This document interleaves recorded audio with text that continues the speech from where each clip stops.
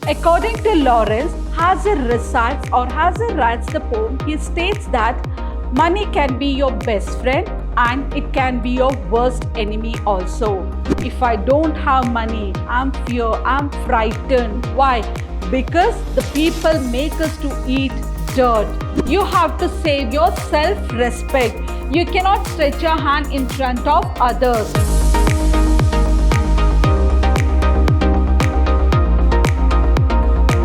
Hello everyone, I am Babita Tamaya, lecturer, Department of English, Vidyashram Pre-University College, the Temple of Excellence, Mysuru. In my previous session, I had discussed about Aroda medicinal creeper. In this chapter, the author Tejasvi wanted to protect the coffee seed beds from the sunlight, so he sent Sanna to the forest to get the bamboo frames to erect the frame there. Here, Sanna goes to the forest and he gets some bundles and Mara is segregating it and he finds a creeper there. He shouts at Sanna, goes to the forest, search for the creeper and he ties it to the nearby plant. After that, he starts beginning with the story one after the other. First, it was about his wound, what he had in his hand. And the next, it was about the mongoose and the cowkill. And the third one is about losing his teeth on the right side. And then again, another story with the wild buck. And at last here, Krishna had boil in his hand. And he goes to a Malayali sadhu, a god man, who cure his boil by giving some bark of the tree. And now again here Krishna is suffering from piles and he goes back to the same god man. And here this god man, at that time he was too very old and he was not able to walk into the forest in search of the medicinal plants. There he shares his knowledge to Krishna so that he himself goes to the forest and dig out the root. So in this chapter, whoever knows about the Ayurvedic medicine, who knows the medicinal value which we get in the forest, that doesn't share it to each and everyone. Most of the time what happens, the one who knows about the Ayurvedic medicine, they lose their life one or the other day. But they'll never share their knowledge with others, believing that if they share their knowledge, whatever the power the medicinal creeper has, it will lose its potency. That was about the chapter around the medicinal creeper. In my today's session, I'll be discussing about the poem Money Madness written by D.H. Lawrence. Money is power. Money is eternal happiness. What do we have to do without money? We are null. We are a void. The complete world falls down topsy-turvy out of financial crisis. To Lawrence, money is not happiness. Money is madness. Let's see about the author Lawrence here. D.H. Lawrence was a prominent 20th century English writer. He has to his credit several novels, short stories, poems, plays, essays, travel books and translations. He is noted for his novel, especially Sons and Lovers, The Rainbow and Women in Love. In this poem, Money Madness, the poet pursues materialistic perspective of his fellow human beings. The poet goes on to project a future which ushers in a moneyless society. How do these money makes man go so crazy? According to Lawrence, Hazar writes the poem, he states that money can be your best friend and it can be your worst enemy also.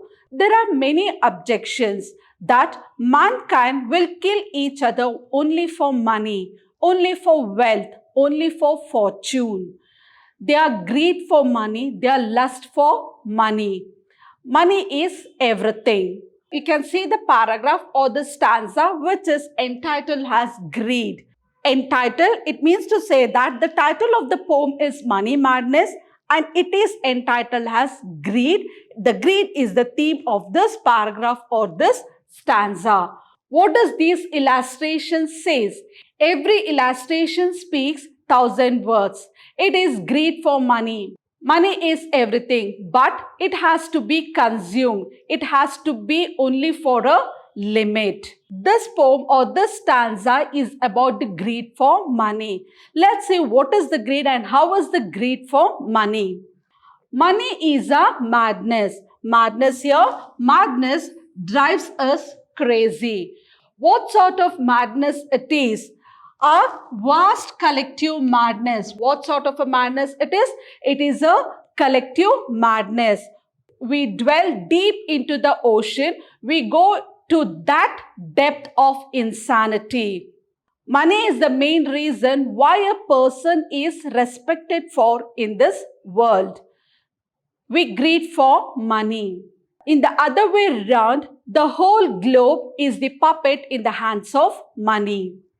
And of course, it is the saturation. It says, yes, of course, we are great for money. If the multitude is mad, multitude, it is not the multitude more than one. It is not the individual madness.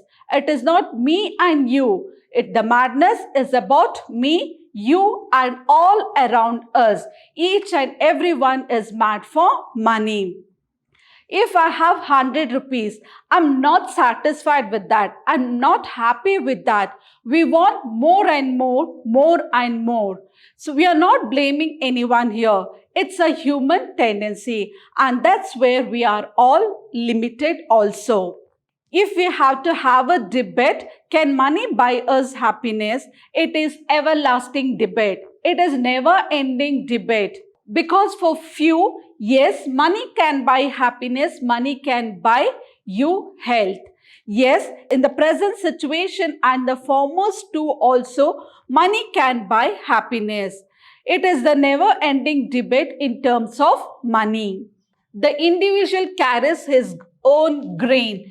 Grain is happiness. It might be your happiness or it might be your ill faith.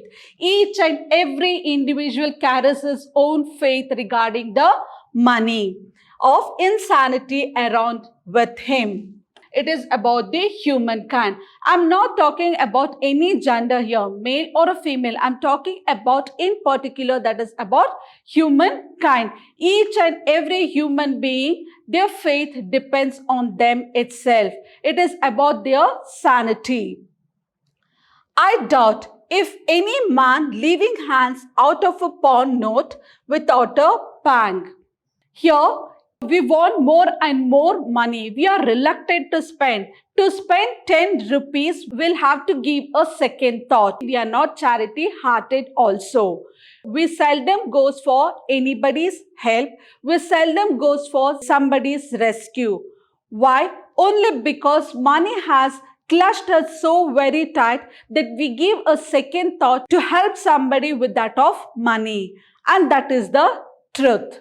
A real termer, if he hands out a 10-pound note, real tremor. Tremor is fear. We fear for money. We don't want to give a 10-pound or 10 rupees note for the poor people. We are merciless. We don't want to help the poor people.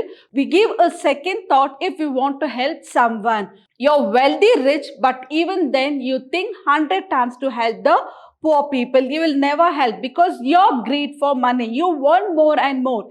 You're not happy with the money, whatever you have. We want more happiness, but we are reluctant to spend the money for genuine reason also. We quail. Quail is shake. Money makes us quail. Quail symbolically represents that we are moving away from sanity. We are not good anymore. We fall into that bad world of money. We are ruthless. We are merciless. We don't want to give 10 rupees to anyone. We don't want to help the poor. We are greed of money. It has got us down. What has got it? In the sense, the money. The money has got us down. We growl before it in strange terror. In the sense, we have come down, we have stooped down to that level, saying that money is everything. We are greed for money, we are lust for money. And no wonder, for money has a fearful, cruel power among men. No wonder. Here we don't want to acknowledge at all. What's happening around the globe? Why the people killing each other? It's only because of power and money. Power and money are the two faces of the same coin. Success is power and ambition is faith. Without these two, we cannot work in this world at all. Money is everything. I cannot say money is nothing. Without money, we cannot even live in this society. If we want to survive in this world, we need to have enough money. So the money is a fearful, cruel power among the men. Men, it means to say that among the human being. In this paragraph, it shows the greed for money. If you have money, you have anything. Without money, you're nothing. You're not satisfied in your life. You will be dissatisfied without the greed for money. Moving forward, it is despair. Despair represents helpless. You are completely helpless in the hands of money. If it is not money, we are so terrified of. If we don't have enough money to survive, to live in this world, we are terrified of. We are nothing in front of others. We cannot live in front of the rich people. It is collective money madness of mankind. As I told, it is the collective madness. What is collective madness? Money is collective madness. It is not me and you who are mad about money. It is the whole world who is mad about money. What is money after all? It is a piece of paper. You can see it in red, pink and green in color. And you can see the father of the nation who says that I'm there to survive you. I'm there to help you. But what value does the money carries? What respect it has? It has a different respect. The money has a different value and a very different respect. For that small piece of note, we greed for that. For mankind says with one voice. For mankind. Mankind, it means to say that the social norms of the society in one voice says that how much is he worth? What is his bank balance? What kind of business he own? Has he no money? Do you have money? Do I have money? If you don't have money, then let him eat dirt and go clad. Dirt in the sense, if you don't have enough money to survive in this world, if you don't have shelter, if you're homeless, then what the people say, you have to eat dirt. It means to say that you have to eat the waste which is there. You have to eat the waste which is there in the bin, and you go cold in the sense without shelter. You're homeless. You don't have food to survive. You don't have shelter. If you don't have so much of money to survive yourself, then you're not worth to live in this society. And if I have no money, the other way around, they will give me a little bread so I do not die. So what they give? They'll give me a little bread or a morsels of rice. Why they give you? It is not about concern saying that you will die. It is that they're taking the advantage of the poor people. Because they know that you're poor, you cannot afford the basic necessities of your life. So they give you bread so that you will never die. But they will make me eat dirt with it. Once they help, they will feed you. They fed you with the bread or the morsels of rice. They might have given you shelter. They might have quenched your thirst. They might have filled your stomach when you're hungry. But even then, they will make you eat dirt. In the sense, you don't have enough money to survive in the world. You will be taken into advantage by the rich and rich people. I shall have to eat dirt. You can see here again the author repeats the same. I shall have to eat dirt. If you don't have money, if you don't have shelter, if you are homeless, what you have to do? You have to eat the dirt. You have to eat it from the bin. Whatever the rich people give, that you have to eat it. If I have no money, it is that I am frightened of. If you don't have shelter, if you don't have food, clothing, so what he has to do? He has to eat the dirt.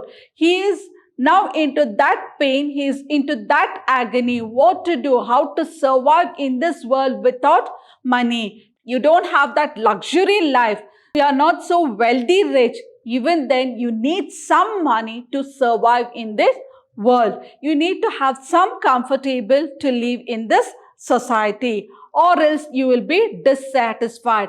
At last, it is the self-respect of the human being. Without all this, it is not possible for him to be alive in this world. Next, it is about the fear and faith. If you have fear, you have faith. If you have faith, you have fear. Fear and faith are the two faces of the same coin. And that fear can become a delirium. Delirium is a sort of disease. Disease, it means to say that a kind of sickness. Sickness for what? The fear for what? Fear for money. The sickness for money. Because you need to have some monies with some comfort in your life. You need to have your shelter. Here, nothing. You don't have anything here. So, fear is a kind of sickness where you don't have anything to survive in this world. It is fear of money, mad fellow men. It is the collective madness. Each and every one needs money to survive in this world. Without money, it is not possible. Their greed and their lust for money. If you want to live, at least you will not be having that luxurious amount in your closet, but you should have a little money where you can earn your living. Or else you have to fear that the rich people will make you eat dirt. We must have some money. You should have some money to your comfort, not too very much. You should have little money where you can see your comfort. You can have your food, clothing and shelter. You should have some money to save us from eating dirt.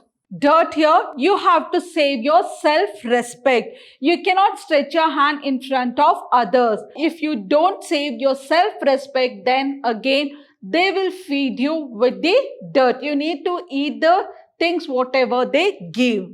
And this is all wrong. What is all wrong? All this make us eat dirt. All this is wrong. Where it is wrong? What it is wrong? Eating dirt. Where he doesn't have any money, he is fear for money, he has faith in that. When you have fear, you should have faith. When you have faith, you should have fear. If you have faith that, yes, I can earn my living, I can do some work where I can get some money. If you have that faith, you can achieve anything in your life. And the main thing is you should have your self-respect also. Bread should be free, shelter should be free, fire should be free. So here, the author Lawrence says that all these three things should be free. What should be free? Bread should be free, shelter should be free, and fire should be free. Why fire here? Why not air? Why not water? Why not atmosphere? Why not environmental? Here, fire symbolizes purity. So, all these things should be free for whom? To all and anybody, all and anybody all over the world. So, bread, fire and shelter, all these things should be given free. Here, not here and there. It is for everyone in the world, all around the world. Whoever the poor people are there in the world, for each and everyone, bread, fire and shelter to be given free. We must regain our sanity about money. We regain our sanity. Whatever the thing we have in our mind, we have to regain our sanity. According to Lawrence, say that money is not happiness. He says money is madness. We have to come out of that madness. Before we start killing one another about it, you can see the crime here. One who commits suicide, one who kills someone else. What is the reason behind all these things? It is only for money. For money, they might kill each other. Or sometimes it because of the grudge also. But at last, what does it turn? Why is that grudge? Why he has killed the person there?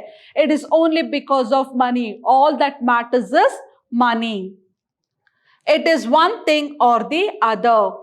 It means to say that if you have money, you can survive, or else it is not. At least you should have that self-respect of saving yourself. Money is everything in this world. Without money, you're nothing.